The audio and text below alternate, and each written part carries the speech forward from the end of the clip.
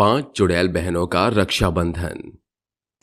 हर तरफ रक्षाबंधन की चहल पहल थी। सभी औरतें राखी खरीदने में व्यस्त थीं। तभी अचानक से साफ मौसम एक काली घटा में छा जाता है। तभी आसमान से 5 चुड़ैलें उतर कर आती हैं। आखिर हम पांचों यहाँ पर वापस लौट ही आए। अब वो हमसे नहीं बच सकता। बिल्कुल सही, उसे हम अपने साथ ले ही जाएंगे। बिल्कुल जी, बहुत रह लिया उसके बिना, अब हम उसे अपना बना ही लेंगे। लेकिन इस वक्त वो कहाँ होगा? ये तो पता नहीं, लेकिन हम उसे ढूंढ लेंगे। 2 दिन का समय है हमारे पास, तो देर किस बात की? व्योम को ढूंढो। ये बोलकर वो 5 चुड़ैलें किसी व्योम नाम के शख्स को ढूंढने लगती हैं। आखिर चुड़ैलों का व्योम से क्या नाता था? कहीं वो उसे ढूंढकर मारना तो नहीं चाहती थीं? आखिर सच क्या है, जानने के लिए कहानी में आगे बढ़ते हैं। व्योम को ढूंढते वक्त 2 चुड़ैलों की नजर राखी पर जाती है। अरे साक्षी, जरा देख तू, कितनी सुंदर राखियां। मेरा तो मन कर रहा है इन्हें ले लूं। मन तो मेरा भी कर रहा है काव्या। ये राखी व्योम की कलाई पर बांधने के लिए तड़प जो रही हूँ। साक्षी, कितने अरमान थे व्योम के साथ रक्षाबंधन मनाने के लिए। ये तुम कैसी बातें कर रही हो? भूल गई, जब तक हम व्योम को अपने साथ नहीं ले जाएंगे तब तक रक्षाबंधन नहीं बना सकती। बिल्कुल जीजी, सही कह रही हैं आप। हम यहाँ नहीं, अपने साथ ले जाकर उसके साथ रक्षाबंधन मनाएंगे। ये जगह हमारे लिए नहीं बनी। मैंने हर जगह देख लिया, मगर मुझे व्योम नहीं मिला। बस वो मंदिर वाली जगह ही बची है। चलिए चिच्ची, वहाँ जाकर देखते हैं। 5 चुड़ैलें उस मंदिर के पास पहुंचती हैं जहां 2 औरतें कहती हैं, अरे मोहिनी, तूने राखी खरीद ली क्या? हाँ, मैंने राखी खरीद ली है। मैं अपनी बेटी को रक्षाबंधन की कथा सुनाने के लिए लाई हूँ, तो तू उसे कथा सुना देगी ना? हाँ जरूर। आरुषि, यहाँ बैठो। तुम्हें पता है बहन अपने भाई की कलाई पर राखी क्यों बांधती है? क्योंकि वो बहुत ही प्राचीन समय से प्रथा चली आ रही है। इसीलिए एक बार शिशुपाल को मारते वक्त श्री कृष्ण के सुदर्शन चक्र से उनकी उंगली कट गई। तब द्रौपदी ने उनके रक्त को अपनी साड़ी के पल्लू से बांधकर रोका। तब उन्होंने हमेशा द्रौपदी की रक्षा करने का वचन दिया। तभी से बहनें अपने भाइयों की लंबी उम्र के लिए उन्हें राखी बांधती हैं और बदले में भाई उन्हें तोहफा देता है। इसका मतलब आंटी, मेरा भाई को कभी कुछ नहीं होगा क्या? हाँ बेटा, ठीक है मम्मी, अब से हर साल मैं राखी बांधकर उसकी उम्र की रक्षा की कामना करूंगी। दूर खड़ी 5 चुड़ैल बहनें जब उस औरत के मुंह से ये कथा सुनती हैं तो उनका दिल पिघल जाता है और कहती हैं, जीजी, हम ये क्या गलती करने जा रही थी? यदि हम अपने भाई को राखी बांधने के लिए उसे मारकर अपने साथ ले जाएंगी तो हमारे राखी बांधने का मोल ही खत्म हो जाएगा। हाँ यामिनी, ये तो तूने बिल्कुल ठीक कहा। दीदी, हम कितने गलत हैं ना। रक्षा करने की बजाय हम उसे मारकर अपने साथ ले जाने वाले थे। हमें ऐसा नहीं करना चाहिए। दीदी, मुझे लगता है हमें अपने भाई के लिए सुंदर सुंदर राखी और तोहफे खरीदने चाहिए और मिलकर उसे गला लगाना चाहिए। हाँ हाँ, मेरे तो अपने छोटे भाई को देखने के लिए आंखें तरस रही हैं। हमारा रक्षाबंधन पिछली बार अधूरा जो रह गया था, इस बार हम 5 बहनें मिलकर उसे पूरा करेंगी। चलो फिर, देर किस बात की है। इस तरह 5 चुड़ैल बहनें अपने भाई के लिए राखी और तोहफे खरीद लेती हैं। फिर उन्हें गांव में ढूंढने लगती हैं, लेकिन कहीं न मिलने पर चुड़ैल निराश होकर कहती है, जीजी, पूरा गांव छान मारा, लेकिन हमारा भाई हमें कहीं नहीं मिला। कहीं व्योम हमें भूल तो नहीं गया? मुझे पता है हमारा भाई हमें कहाँ मिल सकता है। सुरेश मामा ने जरूर उसका ख्याल रखा होगा। चलो हम सब वहीं चलते हैं। दूसरे गांव जाकर जब 5 चुड़ैलें अपने मामा के घर पहुंचती हैं तो अपने भाई को ढूंढते हैं। तभी सुरेश कहता है, अरे व्योम बेटा, जरा मेरा चश्मा देना, मुझे मिल नहीं रहा। हाँ, अरे मामा जी, आप फिर से भूल गए। देखिए, आपके सिर पर ही तो चश्मा लगा हुआ है और आप इधर उधर देखने लगते हो। अरे तो बिल्कुल मुझे अपनी बहनों की याद दिलाता है। पता है, वो पांचों भी मुझ पर इसी तरह हंसती थी, क्योंकि मैं अपना चश्मा तब भी सिर पर लगाकर भूल जाता था। मामा जी को ये बातें आज भी याद हैं। लेकिन अब उन पांचों की कमी बहुत खलती है। पता है, तेरी राखी के लिए बहुत रोती थी कि हमारे पास भाई नहीं है। शीला से कहती थी, मम्मी मुझे भाई चाहिए। मामा जी, आप परेशान मत होइए, मेरी जीजी जहां भी होंगी भगवान उन्हें खुश ही रखेंगे। देखो दीदी, हमारा भाई हमारे बारे में अभी भी कितना सोच रहा है, पर हम पागल इसे मारने चले थे। वो तो अच्छा हुआ मामा जी ने इसे संभाल लिया। जीजी, चल, मैं तेरे पैदा होने से पहले तेरी पांचों बहनों की बात बताता हूँ। शालू पर, यानी कि तेरी माँ पर, एक एक करके 5 लड़कियां हो गईं। जब पांचाली हुई तो लगा कि इस बार लड़का होगा, पर इस बात के लिए तेरे बाबूजी ने शालू को बहुत जली कटी सुनाई और मारा। पर हालात के साथ उसने अपनी 5 बेटियों को स्वीकार कर लिया। एक बार राखी के त्योहार पर मैं जीजी से मिलने आया। 5 गुड़ियां बाहर राखी खरीद रही थीं। तभी एक निर्लज्ज औरत ने 5 को कहा, अरे ओ 5 महारानियों, तुम यहाँ राखी क्यों देख रही हो? हम राखी खरीदेंगे। अरे तुम 5 राखियों का क्या करोगी? तुम्हारे पास भाई तो है नहीं, तो राखी किसको बांधोगी? अपने माता पिता को? जाओ यहाँ से, तुम्हारा इन राखियों के साथ कोई मतलब नहीं है। चलो भीड़ हटाओ यहाँ से। 5 बच्चियां रोते हुए अपनी माँ के गले लग जाती हैं। अरे त्रिशा, यामिनी, पांचाली, काव्या, साक्षी, बेटा क्या हुआ? तुम 5 रो क्यों रही हो? किसी ने कुछ कहा क्या? माँ, हमें भी राखी खरीदनी है, हमें भी भाई चाहिए। उस आंटी ने हमें ऐसा बोला कि हम भाग जाए यहाँ से। हाँ माँ, आपने हमें भाई क्यों नहीं दिया? उन्होंने हम पर बहुत चिल्लाया। माँ, हमें भाई चाहिए, चाहिए चाहिए चाहिए। बच्चों चुप हो जाओ, देखो मैं तुम्हारे लिए क्या लाया हूँ। चॉकलेट, गुड़िया के कपड़े। हमें कुछ नहीं चाहिए, हमें हमारा भाई चाहिए। 5 बच्चियां अंदर कमरे में चली जाती हैं, जहां शालू को अपनी बच्चियों की बात दिल पर लग जाती है और एक बार फिर वो गर्भवती होती है, जिसके बाद उसे व्योम होता है। ये देखकर 5 लड़कियां खुश हो जाती हैं। तभी हॉस्पिटल में शालू अपनी 5 बेटियों से कहती है, बेटा, आज तुम 5 को मैंने तुम्हारा भाई सौंप दिया, अब इसका बहुत ख्याल रखना।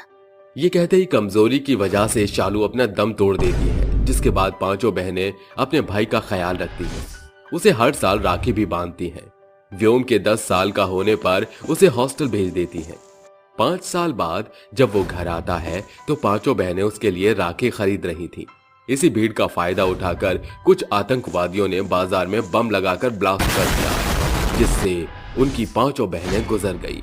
शुक्रिया मामा जी, मेरा ध्यान रखने के लिए। राखी बांधने के लिए मेरी बड़ी बहनों ने कितना मुश्किल समय देखा है, यहाँ तक कि राखी खरीदते वक्त भी अपनी जान दे दी, और उनके लिए मैं कुछ नहीं कर सकता। व्योम के इतना कहते ही चलता पंखा उस पर गिरता है कि 5 बहनें अपने जादू से उस पंखे को रोक लेती हैं। ये देखकर व्योम और सुरेश हैरान हो जाते हैं। मामा जी, ये पंखा कैसे रुक गया बीच में? पता नहीं बेटा, पर शुक्र है तू बच गया। तभी 5 बहनें उन दोनों के सामने आ जाती हैं। मामा जी, बहनों के रहते हुए भाई को कभी कुछ हो सकता है क्या? हाँ, हमने इसकी रक्षा करने का वचन जो लिया है। दीदी, आप सब वापस कैसे?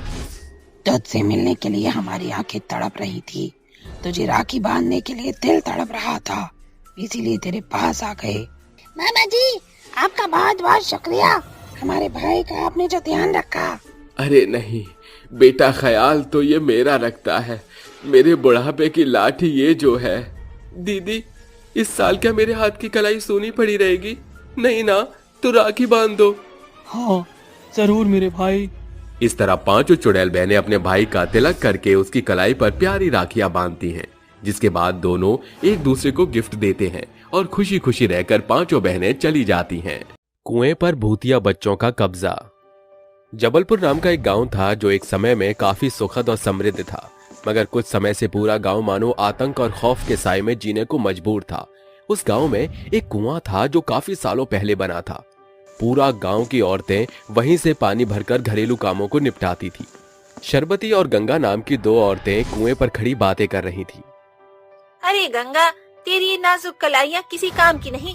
10-15 लीटर की बाल्टी भी कुएं से खींच नहीं पा रही। अरे अब कितना जोर लगाऊं?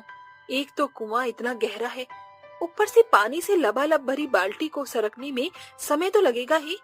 अरे जल्दी कर, अंधेरा होने वाला है। अगर वो आ गई तो इसी कुएं पर हमारी ऊपर की टिकट कट जाएगी। सांझ का अंधेरा घेर आते ही सभी औरतें अपने गागर, बर्तन सब लेकर घर में घुसकर किवाड़ भेड़ लेती हैं। तकरीबन आधी रात कुएं से कुछ बच्चों के रोने की तेज आवाज सभी के कानों में पड़ती है। तभी शरबती खिड़की से झांकते हुए कहती है, देखो वो आ गई। नादान औरत, ये क्या करामात कर रही हो? भले ही वो दिखने में दुधमुहे हैं मगर हैं तो भूतिया बच्चे। अगर उन्हें हमारे जागने की भनक लग गई तो वो हमको नोच खाएंगे। ऐसा कहकर वो झटके से खिड़की बंद कर देते हैं। तभी कुएं के चारों ओर बैठे कुछ भूतिया बच्चे, जिनकी खूंखार आंख जानवरों से दांत थे। अरे भूख के मारे पेट के अंदर कबड्डी मची हुई, ये धूर्त गांव वाले बाहर क्यों नहीं आते? लगता है आज भी हम भूतों को शिकार नहीं मिलने वाला। ऐसा कहकर सारे भूतिया बच्चे कुएं में कूद पड़ते हैं। रात के आधे पहर बीतने पर गांव घनघोर आंधी तूफान से भर जाता है। खिड़कियों की खड़खड़ाहट से विपिन की आंख खुलती है। अरे ये अचानक मौसम का रुख कैसे बदल गया? लगता है वो फौरन दरवाजा खोलकर रस्सियों पर टंगे कपड़ों को झटपट उतारने लगता है। तभी उसे एक औरत कुएं में झांकती हुई दिखाई पड़ती है। बचाओ बचाओ, मेरा बच्चा कुएं में गिर गया है। अरे ओ बहन जी, कुएं पर क्यों खड़ी हो? भारी बरसात पड़ने वाली है, जल्दी से घर लौट जाओ। वो औरत लंबे हाथ बढ़ाकर विपिन को खींचकर कुएं के पास पटकते हुए एक भयानक चुड़ैल का अवतार धरकर बोलती है, तूने मुझ चुड़ैल को टोककर अपनी मौत को निमंत्रण दिया था। चुड़ैल उसका गला रेतकर भूतिया बच्चों के बीच फेंक देती है। भूतिया बच्चे एक साथ धावा बोलकर आदमखोरों की तरह उसका खून चूसकर वापस से कुएं में लौट जाते हैं। सवेरे पूरे गांव में रोना पीटना शुरू हो जाता है। अरे देखो लोगों का क्या हाल कर दिया है, उन हैवानों ने मेरा सुहाग उजाड़ दिया। हर दिन गुजरते दिनों के साथ लोगों की मौत का किस्सा बढ़ता जा रहा था। कुछ समय बाद गांव में एक नई दंपत्ति रहने आते हैं। ये गांव काफी अजीब है। स्नेहा, शुरुआत में हिचक होती है पर धीरे धीरे आदत पड़ जाएगी। स्नेहा सारा सामान जगह पर लगाकर खाने की तैयारी में जुट जाती है। पानी की एक भी बूंद नहीं है। वो बर्तन लेकर कुएं पर चली जाती है, जहां गांव की औरतें उसे चेताते हुए कहती हैं, सुनो बहन, तुम्हें जितने जल की आवश्यकता है अभी भर लो, क्योंकि रात में कुएं पर आना मना है। पर ऐसा क्यों भला? अगर जान प्यारी है तो भूल से भी अपने कदम रात में यहाँ मत लेकर आना। उस रात सो चुकने के बाद भूतिया बच्चे छलावे भरी आवाज में रोना मचाते हैं, जिसके चलते स्नेहा की आंख खुल जाती है। अरे इतनी रात है, ये किसके बच्चे भूख से बिलबिला रहे हैं? आवाज का पीछा करते हुए उसके कदम कुएं पर आ जाते हैं। तभी भूतिया बच्चों की आवाज एकदम से शांत हो जाती है। आवाज तो यहीं से आ रही थी। लगता है किसी का बच्चा कुएं में गिर गया है। जैसे वो कुएं में झांकती है तभी 3-4 भूतिया बच्चे पानी के बीचों बीच डुबकी लगाकर हंसने लगते हैं और स्नेहा को अंदर खींचकर फाड़ खाते हैं और पेट भरते ही उसे मौत के घाट उतार देते हैं। इसका मांस तो बड़ा ही लाजवाब और मजेदार था। मजा आ गया। छोटा बच्चा जानकर सभी हम भूतिया बच्चों का शिकार इस मौत के कुएं के पास चले आते हैं। सवेरे पूरा गांव कुएं के इर्द गिर्द जमा होकर बातें कर रहे थे। कुएं के बीचों बीच स्नेहा का शव बुरी अवस्था में तैर रहा होता है। स्नेहा, नहीं नहीं, तुम मुझे यूं अकेला छोड़कर नहीं जा सकते। अरे कल कितना समझाया था इसे कि आधी रात कुएं पर ना आए। वही हुआ जिसका हमें डर था। क्या क्या मतलब है आप सबका? ये कुआं शापित है। कुछ सालों से इस कुएं पर कुछ भूतिया बच्चों का साया मंडरा रहा है। जो कोई भी उनकी मोहजाल में फंस जाता है वो उसे अपनी चपेट में ले लेते हैं। लेकिन वो ऐसा क्यों कर रहे हैं? इसके पीछे एक दुखद घटना छिपी है। जबलपुर गांव का मुखिया था कामेश्वर। पूरे गांव पर उसी की रिवायत की धौंस जमी हुई थी। गांव 2 तबकों में बटा हुआ था, जहां अमीर वर्ग के लोग बड़ी हवेलियों में ऐशो आराम से रहते थे, वहीं गांव के गरीब गंदी बस्तियों में रहने को मजबूर थे। समय के साथ उन्होंने भी अपने आप को स्थिर कर लिया। गरीबी की शिकार रह गई तो सिर्फ मुंद्रिका, जिसके 3 बच्चे थे। उसका पति माइकल दिन भर शराब के नशे में चूर रहता था। माइकल, मैं बीवी हूँ तुम्हारी, तुम मुझे यूँ छोड़कर नहीं जा सकते। साले छोड़ मेरा पैर, वरना यही जमीन में गाड़ कर रख दूंगा। अब मेरा तुझसे मन भर गया है, चल। मुद्रिका के लाखों मिन्नतों के बावजूद भी माइकल उसे हमेशा के लिए छोड़कर चला जाता है। लगता है मेरे भाग्य में कोई सुख की रेखा थी ही नहीं। मरना भी चाहूँ तो मर नहीं सकती। मैं अपने बच्चों की खातिर जाऊँ तो जाऊँ कहाँ? उसके कुल 4 बच्चे थे, एक 6 माह का बेटा, एक 1.5 साल की बेटी और 2-3 वर्ष के अंतराल के बच्चे। वो उन्हें लेकर दर दर काम के खातिर भटकती है, लेकिन हर जगह उसके हाथ केवल निराशा लगती है। अंत में वो मुखिया के घर आती है। मुखिया जी, मैं बड़ी आस लेकर आपके पास आई हूँ। मुझे कोई काम दे दीजिए जिससे मैं अपने नन्ही बच्चों का पेट पाल सकूं। क्रूर मुखिया ऐसा सुनकर गुस्से से भौएं चढ़ाकर बिगड़ते स्वर में कहता है, नीच बदजात औरत, मेरी दहलीज पर कदम रखने की तेरी जुर्रत कैसे हुई? अब क्या यही दिन रह गए हैं मेरे कि तुझ जैसी नीची जात के हाथ का पानी पीऊं? अपनी इन नाली के कीड़ों को लेकर दफा हो जाए यहाँ से, समझी? मुद्रिका की अंतिम आशा भी टूटकर बिखर जाती है। मेरे पास मौत को गले लगाने के अलावा दूसरा कोई चारा नहीं। और अंत में वो अपने जीते जागते बच्चों को कुएं में फेंककर खुद भी कूदकर जिंदगी से हार मान लेती है। और तब से ये गांव उन भूतिया बच्चों के कहर से जूझ रहा है। सब कुछ उस मुखिया के चलते है। सभी के गुस्से का प्रकोप मुखिया पर टूट पड़ता है। वो मुखिया के संग कुएं पर आते हैं। तभी मौसम करवट लेता है और चुड़ैल कहती है, तेरे जादुई भाव के चलते मैंने अपने दूध मुहे बच्चों के खून से अपने हाथ रंग लिए। मुझे माफ कर दो मुद्रिका, मैं नहीं जानता था कि तुम इतना बड़ा कदम उठा लोगी। एक औरत होकर भले ही मैं तुझे माफ कर देती, पर एक माँ होने के कारण तुझे माफी नहीं, मौत की सजा मिलेगी। मुद्रिका, उसके किए की सजा इसे कानून देगा। इसे तो मैं अपने ही हाथों से मारूंगी। चुड़ैल की आंखों में मानो खून उतर आता है और वो मुखिया की गर्दन उखाड़कर फेंक देती है, जिसे खाकर सभी भूतिया बच्चे अपनी भूख मिटाते हैं। ऐसा खौफनाक मंजर देखकर गांव वालों के कदम डर से पीछे की तरफ सरकने लगते हैं।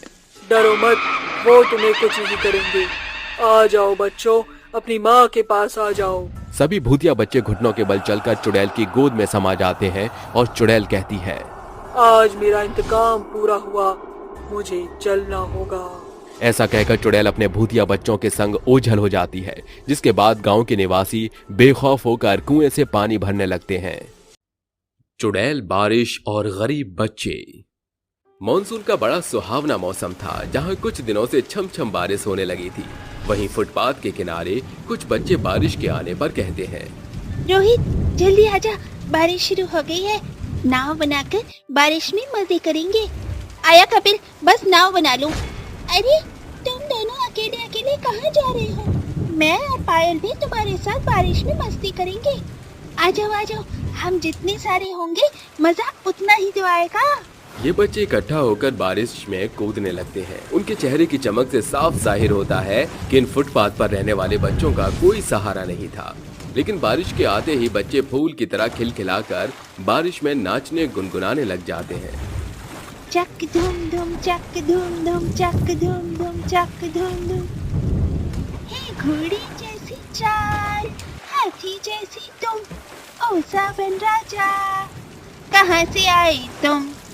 चक धूम धूम, चक धूम धूम, चक धूम धूम, चक। चलो नाव बहाने चले। हाँ, अपनी नाव की रेस लगाएंगे। कागज की नाव पानी में आगे तक जाएगी, जिसकी वही जीतेगा। ठीक है। इस तरह चारों बच्चे अपने नाव से बारिश के पानी में रेस लगाते हैं और पायल की नाव जीत जाती है, जिसके बाद वो बारिश में छम छम कूदने लगती है। चारों बच्चे बारिश में खेल ही रहे होते हैं, लेकिन फिर बारिश बंद हो जाती है और रोहित कहता है, ओ नो यार, इतनी जल्दी बारिश बंद क्यों हो गई? हाँ यार, कितना मजा आ रहा था ना हमें। हाँ कपिल, मजा तो बहुत आ रहा था। अच्छू! ओहो, इसका छींकना तो फिर से चालू हो गया। इसीलिए हम तुझे मना करते हैं कि बारिश में मत भीगा कर, पर तू तो सुनती ही नहीं। हो गई ना जुकाम तुझे? ओए पागल, जल्दी से पाइप में चल, वरना तुझे और जुकाम हो जाएगा और कपड़े भी बदल लियो। अरे तुम सब तो ऐसे ही परेशान हो रहे हो, मुझे कुछ नहीं हुआ है, मैं ठीक हूँ। हमें दिख रहा है तो कितनी ठीक है, आछू आछू कर रही है। ये बोलकर रोहित उसका हाथ पकड़कर अपने रहने की जगह पर ले जाता है। बेचारे बच्चे खाली पार्क के बड़े बड़े पाइपों में जाकर बैठा करते थे। इस वक्त वो उसी में आकर बैठते हैं। कुछ ही देर में प्रीति तेज बुखार से तप जाती है। उसकी हालत देखकर पायल कहती है, अरे प्रीति, तुझे तो तेज बुखार आ रहा है और तेरे तो कपड़े भी भीग चुके हैं और हम पर भी है नहीं, क्या करें? तुम चिंता मत करो, मैं इसके लिए कपड़ों का इंतजाम करता हूँ। प्रीति, प्रीति क्या हुआ तुझे? रोहित, कपिल, लगता है ये बेहोश हो गई है बुखार में। हमें इसे डॉक्टर अंकल के पास दिखाना होगा, पर हम पर तो पैसे भी नहीं है। अरे प्रीति, उठ ना, उठ जा प्रीति, उठ जा, मैं कोई मदद लेकर आता हूँ, तब तक तुम प्रीति का ख्याल रखना। रोहित और कपिल प्रीति की मदद के लिए लोगों के पास जाते हैं। रोहित चुपके से किसी के घर में घुसकर कपड़े निकाल कर ले आता है। वहीं दूसरी तरफ कपिल लोगों के पास जाता है। अंकल, अंकल, मेरी मदद कीजिए प्लीज, मुझे थोड़े से पैसे दे दीजिए, मेरी बहन को बुखार आया है। तुम सड़क छाप बच्चे ना, झूठ बोलकर पता नहीं क्या क्या करते हो, और तुम्हारे माँ बाप ही तुम्हें ये सब सिखाते हैं कि लोगों से पैसे मांगो। चलो फूटो यहाँ से। मैं झूठ नहीं बोल रहा, सच में मेरी बहन को बुखार आ गया है, बस थोड़े से पैसे दे दो, उसकी तबीयत ठीक हो जाए। अरे चल भाग यहाँ से। ये बोलकर वो आदमी कपिल को धक्का दे देता है और वो एक डॉक्टर की दुकान पर जाता है, जहाँ वो डॉक्टर भी कपिल की बात नहीं मानता और उसे भगा देता है। रोते हुए कपिल वापस आता है। अब मैं क्या करूं? मुझे तो कोई मदद भी नहीं मिल रही, प्रीति ठीक कैसे होगी? अरे कपिल, तू रो क्यों रहा है? क्या हुआ? कुछ इंतजाम हुआ? नहीं यार, कोई मेरी नहीं सुन रहा, सब मुझे भगा देते हैं। वो सोचते हैं हमारे मम्मी पापा हमसे ही करवा रहे हैं। खैर, तू वो सब छोड़, प्रीति को कपड़े ला कर दिए? हाँ भाई, दे दिए, लेकिन वो बहुत ठिठुर रही है, उसका बुखार भी कम नहीं हुआ, उसे दवाई दिलानी ही होगी। तुम दोनों क्या बातें कर रहे हो? कपिल, कुछ मदद मिली? मुझे भूख लग रही है, हम खाना कहाँ से खाएं? यार, भूख तो हमको भी लग रही है, 2 दिन से हमने कुछ खाया भी नहीं है। हम कितने गरीब और बदनसीब हैं। अगर हमारे पास मम्मी पापा होते तो आज हम ऐसे नहीं होते।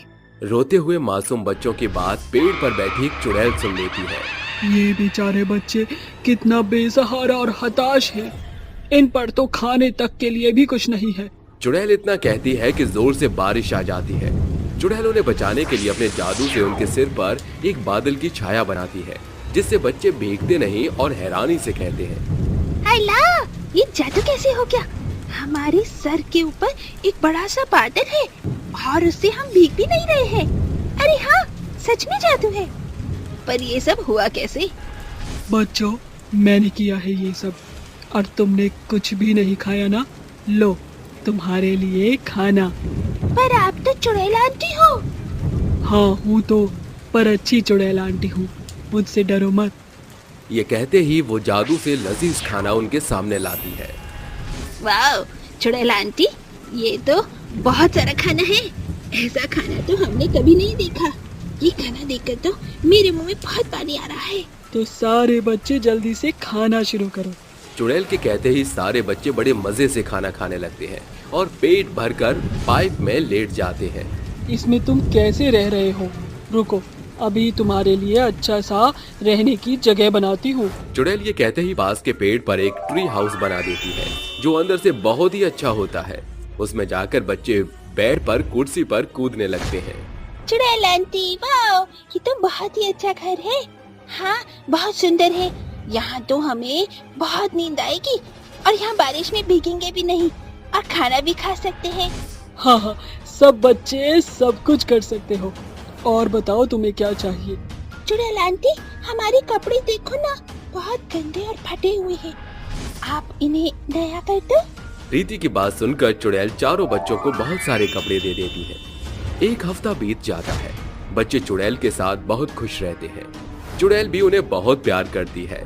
तभी एक दिन बच्चे उससे कहते हैं, चुड़ैल आंटी, आपसे एक बात पूछूं?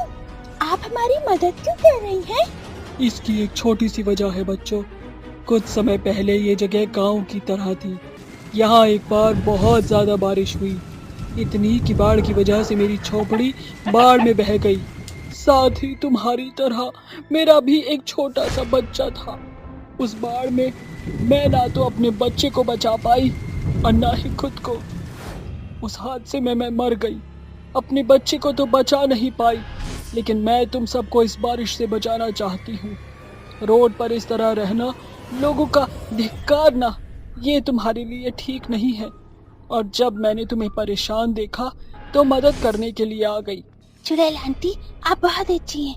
हमें ये तो नहीं पता कि मम्मी कैसे ख्याल रखती हैं, पर जैसा आपने हमारा ख्याल रखा उससे यही लगता है कि काश हमारे पास आप हमेशा रहती। पर बच्चों, मुझे जाना होगा, पर मैं तुम्हें इस तरह छोड़कर नहीं जाऊंगी। तो फिर? ये बोलते ही चुड़ैल एक आम औरत का रूप लेकर चारों बच्चों को अनाथ आश्रम ले जाती है और एक औरत से कहती है, सुनिए, मैं कांता देवी हूँ। दरअसल ये चारों बच्चे मुझे फुटपाथ पर मिले। मैं इन बच्चों के साथ ज्यादती होती देख नहीं पाई। इनके पास रहन सहन के लिए कुछ नहीं है, तो मैं चाहती हूँ आप बच्चों को अपने अनाथ आश्रम में जगह दें और सम्मान से बच्चों को रखें। आपने बेसहारा बच्चों को यहाँ लाकर बहुत अच्छा कार्य किया है। आप चिंता मत कीजिए, ये बच्चे यहाँ अच्छे से रहेंगे। बस आप लीगल फॉर्मेलिटीज कर दीजिए। कुछ देर बाद चुड़ैल सारी लीगल फॉर्मेलिटी कर देती है, जिसके बाद बच्चे अनाथ आश्रम में खुशी खुशी रहने लगते हैं। बिजलीपुर नाम का एक गांव था। उसी के पास के जंगल में छुरी नाम की एक चुड़ैल रहती थी। ऐसे ही एक दिन वो बोली, उफ, ये गर्मी, हाय कितना बोरिंग डे है। Such a boring day, such a boring people. कोई बात ही नहीं करता मेरे से, कोई बात ही नहीं करता। चुड़ैल गाना गाते हुए हवा में देख ही रही थी कि उसकी नजर उड़ती हुई चिड़ियों पर पड़ती है, जिसे देखकर वो कहती है, यार इन चिड़ियों का सही है, खुले आसमान में अपनी मर्जी से कहीं भी उड़ उड़ कर इधर जाती हैं, कभी उधर जाती हैं, और इन्हें गर्मी भी नहीं लगती होगी। लेकिन मुझे तो गर्मी भी बहुत लग रही है और मुझे उड़ने का भी मन कर रहा है, पर कैसे उड़ूंगी? एक बार खुद उड़कर देखती हूँ, आखिर मैं भी चुड़ैल हूँ ना। ये बोलते ही चुड़ैल अपने दोनों हाथ हवा में फैलाकर उछलती है और उड़ने की कोशिश करती है, मगर नाकाम होकर गिर जाती है। चुड़ैल बार बार कोशिश करती है और बार बार गिर जाती है। तभी पत्थर में लात मारकर गुस्से में कहती है, मैं नहीं खेल रही, साला जितनी बार कोशिश कर रही हूँ उतनी बार गिर रही हूँ। अरे कम से कम चुड़ैल बनाया था तो थोड़ी शक्तियाँ तो देते। अरे पंख ही दे देते ताकि थोड़ा फड़फड़ा सकूं, लेकिन नहीं, बस बहुत हो गया। अब मुझ में शक्ति नहीं है, अब मुझे कुछ खाना है। ये बोलते ही चुड़ैल खाना खाने के लिए जैसे ही अपने घर में जाती है तो उसे अपने सामने एक मुर्गी दिखती है, जिसे देखकर उसकी लार टपकती है और कहती है, आहा, इतनी लजीज जिंदा मुर्गी देखकर तो मेरे मुंह में पानी आ गया। जल्दी से खा जाती हूँ, मेरे पेट के चूहे भी मर जाएंगे। आजा मुर्गी आजा। चुड़ैल उस मुर्गी को पकड़ने के लिए उसके पीछे पीछे भागती है, लेकिन चालाक मुर्गी अपने तेज कदम आगे करके भाग जाती है। कभी चुड़ैल उसकी गर्दन तक पहुंचने के लिए हाथ आगे करती है तो कभी मुर्गी फिर भाग जाती है। तभी चुड़ैल कहती है, मुर्गी के बच्चे, आज तू कब तक मुझसे दूर भागेगी? अब तुझे पकड़ ही लूंगी, जिसके बाद तेरी बिरयानी बनाकर खाऊंगी। आजा मुर्गी आजा, लगता तुझे गाना सुनाना पड़ेगा। तू मेरी लजीज खाना, आजा आजा मेरे पेट में आजा, मिलकर मेरी भूख मिटा जा। मैं चुड़ैल, तू मेरा खाना। गाना गाने के बाद ही चुड़ैल झट से मुर्गी को झपट लेती है और उसकी गर्दन दबाकर हवा में उठाकर कहती है, अब भागना मेरी मुर्गी रानी, अब तो कितना भागेगी, तेरी गर्दन मैंने दबोच क्यों रखी है, और अब तो मेरे पेट में जाने के लिए तैयार हो जा। तभी मुर्गी अपने पंख से झटपटाकर उड़ने की कोशिश करती है। ये देखकर चुड़ैल कहती है, अरे तू उड़ती भी है क्या? क्यों ना मैं इसी पर बैठकर आसमान में उड़ूं? ये मुझे पूरे आसमान की सैर करवा देगी। चल ठीक है, मैं तुझे छोड़ देती हूँ, लेकिन एक शर्त पर। चुड़ैल मुर्गी को जमीन पर उतार देती है और उसकी गर्दन भी छोड़ देती है। तभी खांसते हुए मुर्गी बोलती है, शुक्रिया जो तुमने मेरी गर्दन को छोड़ दिया। प्लीज मुझे मार कर मत खाना, तुम्हारी जो शर्त होगी वो मैं मानूंगी। तो सुनो, मैं तुम पर बैठकर आसमान की सैर करना चाहती हूँ, तो कराओगी ना मुझे सैर? बड़ी अजीब चुड़ैल है, चुड़ैल बनकर भी उड़ नहीं सकती, जो मेरा सहारा मांग रही है। पर मैं कैसे तुम्हें आसमान की सैर करा सकती हूँ? तुम खुद भी तो उड़ सकती हो। लगता है मुझे वापस से तुम्हारी गर्दन को दबोचना पड़ेगा। तुम्हारा टेटुआ जो बहुत चल रहा है, जितना बोला उतना करो, मुझे आसमान की सैर कराओ। चुड़ैल अपने बड़े नाखून और लाल आंखें दिखाकर मुर्गी को डरा देती है, जिससे मुर्गी डर कर कहती है, ठीक है, मैं तुम्हें आसमान की सैर करवा दूंगी। अरे ये चुड़ैल पागल है क्या? कभी मुर्गियों को उसने उड़ता हुआ भी देखा है किसी ने? चलो दिखाओ मुझे खुद पर। ये बोलकर चुड़ैल उस पर बैठती है मगर गिर जाती है। चुड़ैल फिर बैठती है और गिर जाती है, क्योंकि वो पूरी तरीके से मुर्गी की पीठ पर बैठ नहीं पाती। मुर्गी उसके लिए काफी छोटी होती है। तभी वो कहती है, मैं इस मुर्गी पर बैठ नहीं पा रही हूँ, मुझे इस मुर्गी को बड़ा ही करना होगा, पर कैसे? ये बोलकर ही चुड़ैल अपनी शक्ति से उसे बड़े आकार में कर देती है, जिसके बाद वो उसकी पीठ पर बैठ जाती है और कहती है, चल मेरी मुर्गी, तक बक ओए, तक बक उड़ जा मेरी मुर्गी रानी। अरे राम, ये मोटी भैंस चुड़ैल दिखती हुई रुई है, लेकिन वजन पूरे हाथी जैसा है। इस मोटी को उठाकर कैसे उड़ूं? अरे उड़ती की बताऊं? उड़ रही हूँ मालकिन, उड़ रही हूँ। ये बोलकर वो मुर्गी थोड़ी देर के लिए उड़ती है, लेकिन फिर उड़ते उड़ते नीचे गिर जाती है। तभी चुड़ैल बोलती है, अरे मुर्गी तू गिर क्यों गई? पता भी है कितना मजा आ रहा था आसमान में, और उड़ा, मुझे मजा आ रहा था। जी फिर से कोशिश करती हूँ। मोटी चुड़ैल कहीं की, अब देख तुझे गिराकर कैसे मजा चखाती हूँ। मुर्गी फिर उड़ती है और इस बार उसे अजीब तरीके से उड़ाकर जमीन पर पटक देती है, जिसके बाद चुड़ैल कहती है, अरे राम रे, मर गई, फूट गई रे, कोई तो बताओ। अरे ओ मुर्गी की बच्ची, सही से उड़ा ले वरना मैं तुझे उड़ा डालूंगी। तू भी नकली है क्या मेरी तरह? उड़ नहीं सकती है? ये बोलकर चुड़ैल फिर उस मुर्गी पर बैठती है और वो मुर्गी उसे थोड़ी देर उड़ाकर फिर जानबूझकर जमीन पर पटक देती है, जिसके बाद वो कहती है, मैं तेरा नाटक और नहीं झेल सकती, मुझे भूख लग रही है, अब मुझे कुछ खाना है, लेकिन मेरा खाना तो तू दी। चल छोड़, मैं गांव जाकर 2-4 लोगों का खून पीकर उनका लजीज मांस खा कर आती हूँ। चुड़ैल मुर्गी को पिंजरे में बंद कर गांव में जाकर लोगों को मारकर उन्हें खा जाती है। 2-4 दिन बीतते हैं। चुड़ैल रोज मुर्गी को टॉर्चर कर उस पर उड़ने की कोशिश करती और फिर उसे पिंजरे में बंद करके गांव में जाकर लोगों को मारकर खाकर वापस आ जाती थी। ये सिलसिला 2-4 दिन और चला, लेकिन एक दिन उसे बहुत भूख लगती है तो वो कहती है, आज मेरे पेट में बड़ी गुड़गुड़ हो रही है, सुबह से कुछ नहीं खाया, मैं जरा 5 लोगों को मार कर खाती हूँ, तब तक तुम मुर्गी यहीं रहना। चुड़ैल मुर्गी को अपने घर में बिना ताले लगाई चली जाती है। वहीं जंगल में भटकते भटकते 2 लड़के आ जाते हैं। तभी उन्हें जिसके अंदर जाकर उन्हें एक मोटी सी और बोलते हैं, ओए विराट, देख इस जंगल के अंदर तो इतनी मोटी मुर्गी है, इसे देखकर मुझे chicken leg piece, tandoori chicken, shahi biryani, chicken korma की याद आ रही है। बस और नहीं रह जाता विराट, इसका ये चिकन बनाकर यहीं खा लेते हैं। आहा सूरज, चिकन का नाम लेते लेते अब तो मेरे मुंह में भी पानी आ गया, जल्दी से यहीं बना ले, आज की पार्टी मेरी तरफ से, कोई भी नहीं है इस जंगल में। अरे नहीं, प्लीज मुझे मत मारो, मैं मरना नहीं चाहती। मरना तो तुझे पड़ेगा, मेरे पेट में जो आएगी। ये बोलकर सूरज उस मुर्गी की गर्दन पकड़कर काट देता है। कुछ देर बाद दोनों उस मुर्गी को एक लकड़ी पर आंच में भून रहे होते हैं, फिर उसे उंगली चाटते हुए खा जाते हैं।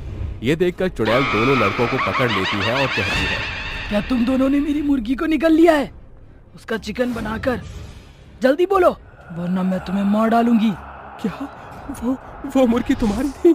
हमें माफ कर दो, अगर हमें पता होता कि ये एक चुड़ैल की मुर्गी है तो हम कभी नहीं छूते उसे। लेकिन अब तो तुमने उसे छू भी लिया और पेट भरकर डकार भी मार ली। अब मैं तुम्हें नहीं छोड़ूंगी, तुम्हें खाकर डकार मारूंगी। तूने मेरे हेलीकॉप्टर को खा लिया, अब तू गया। ये बोलते ही चुड़ैल उन दोनों को बेरहमी के साथ मारती है और फिर उन्हें काट कर उनके शरीर के टुकड़े टुकड़े कर कर खा जाती है। फिर मुर्गी के जाने के बाद वो उड़ने का ख्याल छोड़ देती है। रेल पटरी, चुड़ैल और भूतिया हाथी। रात के 12 बजे एक बड़ा सा भूतिया हाथी अपनी पीठ पर डरावनी चुड़ैल को बिठाए एक रेल पटरी पर चल रहा था। कुछ देर बाद ट्रेन की सीटी बजने की आवाज आती है। तभी ट्रेन के पहले डिब्बे में बैठा लोको पायलट सामने से आता बड़े हाथी को देखकर हैरान होकर कहता है, अरे बाप रे बाप, ये क्या, इतना बड़ा हाथी ट्रेन के सामने आ रहा है। अगर ये ट्रेन नहीं रुकी तो गजब हो जाएगा, काफी बड़ा हादसा होगा जिसमें लोग मारे जाएंगे, मुझे कुछ करना होगा। ये बोलते ही ट्रेन चलाने वाला सीटी बजाता है, सामने से हटने के लिए भी चिल्लाता है, बतौर लाल झंडी भी दिखाता है, मगर चुड़ैल को कोई फर्क नहीं पड़ता। वो भूतिया हाथी उसकी ओर आता है तो दूसरी तरफ से ट्रेन आती है और देखते ही देखते ट्रेन उस भूतिया चुड़ैल और हाथी में से आर पार हो जाती है। इस नज़ारे को महसूस करके ट्रेन का पायलट बेहद डर जाता है। ये क्या था? ये कैसे हो सकता है? इस ट्रेन और चुड़ैल के बीच में से ट्रेन कैसे गुजर गई? जहां पायलट सोच में डूबा था, वहीं चुड़ैल हंसकर अपनी उंगली को घुमाकर उस ट्रेन को एक पुल के अंदर जादू से गिरा देती है, जिसके बाद उस ट्रेन के लोग मर जाते हैं। ये देखकर चुड़ैल हंसते हुए कहती है, किसी को नहीं छोड़ूंगी मैं, किसी को भी नहीं। मार डालूंगी जो भी इस रेल की पटरी पर आएगा, कोई जिंदा नहीं बचेगा। क्यों मेरे प्यारे हाथी, तुम्हें अच्छा लगा ना? आखिर इस चुड़ैल और भूतिया हाथी की कहानी क्या थी और क्यों ये लोगों को मारना चाहते थे? साथ ही इस रेल की पटरी से क्या राज जुड़ा था? जानने के लिए कहानी में आगे बढ़ते हैं। ऐसे ही शाम के वक्त एक आदमी अपनी कार से रेलवे फाटक को क्रॉस करता ही है कि चुड़ैल उसे कार समेत हवा में उठा देती है, जिस वजह से कार में बैठा शख्स डरने लगता है। तभी चुड़ैल उस कार को अचानक से रेलवे ट्रैक के बीचों बीच छोड़ देती है। उसी वक्त एक तेज रफ्तार से ट्रेन आती है और उस कार को उड़ा देती है, जिसके बाद वो आदमी भी मर जाता है। देखा मेरे प्यारे हाथी, किस तरह मैंने इसे भी मार डाला। कहा था ना मैंने, जो भी इस रेलवे ट्रैक से गुजरेगा मैं उसे छोड़ूंगी नहीं।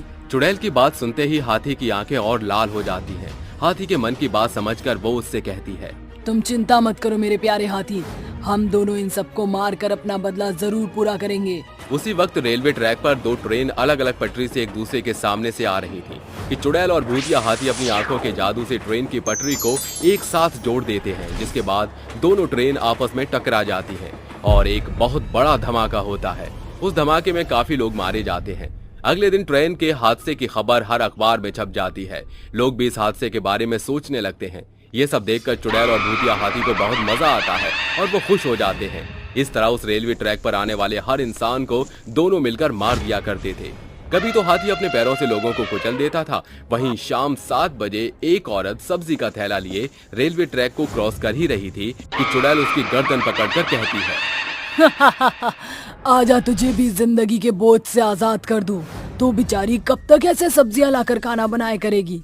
तो अब मरने के लिए तैयार हो जा। छोड़ दो मुझे जाने दो। मैंने तुम्हारा क्या बिगाड़ा है? इंसानी लोगों से मुझे बहुत नफरत है। जो भी इस रेल की पटरी पर आता है उसे मैं जिंदा नहीं छोड़ती, तो तुझे कैसे छोड़ दूं?